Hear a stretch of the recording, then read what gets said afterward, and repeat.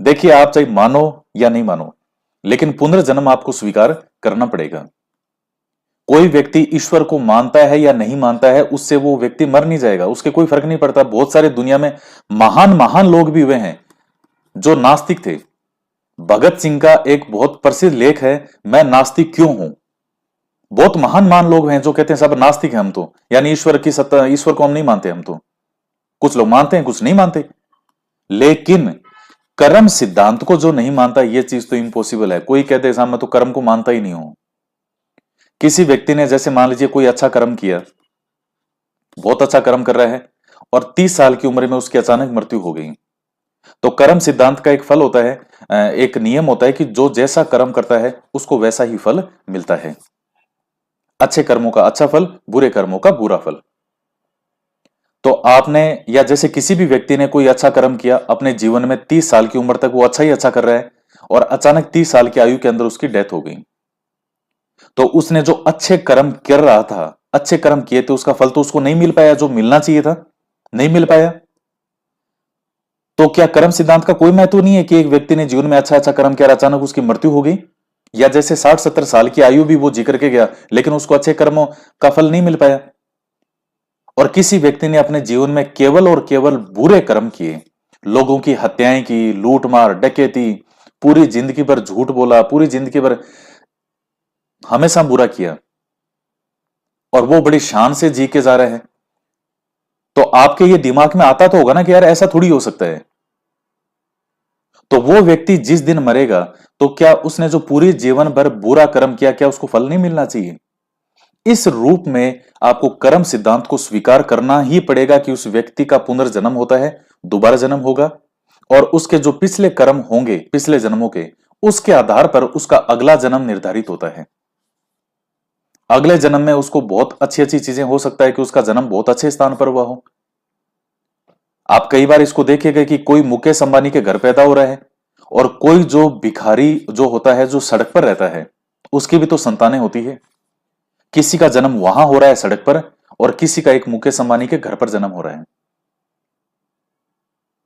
तो ये पिछले जन्मों के जो हैं वो कर्म होते हैं, बहुत सारे जीवन होते हैं।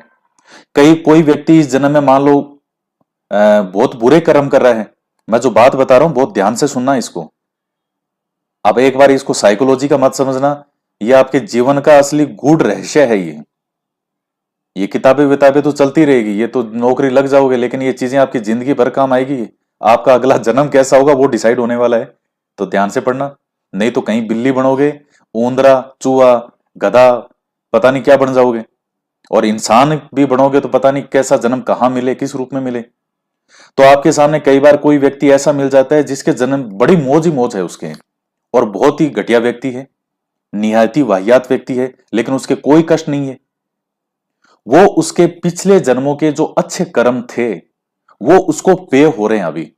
और जिस दिन वो अच्छे कर्मों का घड़ा पूरा भर जाएगा, वो खाली हो जाएगा, जो उसके पिछले जन्मों के अच्छे कर्म थे, उसके बाद में अब उसके उल्टे दिन शुरू हो जाएंगे। तो इसलिए जीवन में कुछ भी बुरा करो तो ये कभी मत सोचना। जैन धर्म तो देखिए कर्मों की इतनी जबरदस्त व्याख्या करता है, क्योंकि फिलोसॉफी विषय में पूरा पढ़ाता हूं मैं, पूरा दर्शन शास्त्र। जैन दर्शन तो कर्मों की इतनी बारीक व्याख्या करता है। वो ये कहता है कि मनस रूप से, कर्म रूप से, वाचिक रूप से, यानी मन से, वचन से और अपने कार्य के द्वारा आपने जो भी कर्म किया है उसका फल आपको भुगतना ही पड़ेगा। और वो कर्मों की इतनी हार्ड व्याख्या करता है कि आपने मन में भी अगर किसी का कुछ गलत सोच लिया कि इसकी टांग टूट जाए तो मुझे मजा आ जाए, तो जैन धर्म के अनुसार तो आपने वो कर्म कर चुके हो आप। वचनों से किसी को, सबसे ज्यादा आदमी गांव वचनों से ही देता है। घर में सास बहू से आपस में दुखी होती है कि ये तो मुझे सारे दिन क्या मारती है, ताने मारती है। वाइफ अपने पति से दुखी होती है, सारे दिन मुझे ताने मारता है। पति पत्नी से दुखी होता है, ताने मारता है। सबसे ज्यादा व्यक्ति जो बुरे कर्म करता है वो वचनों से ही करता है, क्योंकि तलवार के घाव भी भर जाते हैं लेकिन वचनों के घाव नहीं भरते। द्रौपदी ने क्या कहा था कि अंधे का पुत्र अंधा होता है। दुर्योधन को वही चीज बार बार काट खा रही थी कि इसने मेरी बेइज्जती कैसे की। अब वो क्या प्रसंग है वहां महाभारत देख लेना, मैं यहां पढ़ाऊंगा बताऊंगा तो लंबा खिंचाएगा वो। तो द्रौपदी ने दुर्योधन की इंसल्ट की कि अंधे का पुत्र अंधा ही होगा। तो उसको ये बात बुरी लगी, क्योंकि मेरे जो पिता हैं वो क्या अंधे हैं, तो ये मेरी बेइज्जती कर रही है। मुझे कुछ सामने दिखा नहीं और मैं गिर गया नीचे, तो इसने तो मेरे पे हंसी उड़ा दी, मेरी बेइज्जती कर दी। तो वचनों के जो घाव हैं वो नहीं भरते। इसलिए जीवन में कोई भी कर्म करो, झूठ बोलते हो तो आपको क्या लग रहा है, कोई आपको झूठ बोलने वाला नहीं मिलेगा। आपने किसी को मूर्ख बनाने की कोशिश की और हो सकता है आप कामयाब हो जाओ, आप हो भी गए और आप बड़े खुश हुए कि आपने किसी को मूर्ख बना दिया।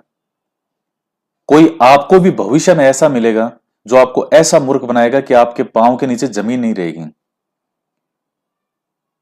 इसलिए जिंदगी में एक चीज से डरना, और वो है कर्म से, बुरे कर्मों से, मन से, वचन से, और अपने किसी भी कार्य के द्वारा। अपने किसी भी कार्य से किसी का अहित मत करना, अपने वचनों से किसी को कभी गलत मत बोलना, कष्टकारी मत बोलना, जो कि आप जानबूझ करके किसी को परेशान करने के लिए बोलते हो। नॉर्मली गुस्से में इंसान बोल जाता है, वो कोई बड़ी बात नहीं है।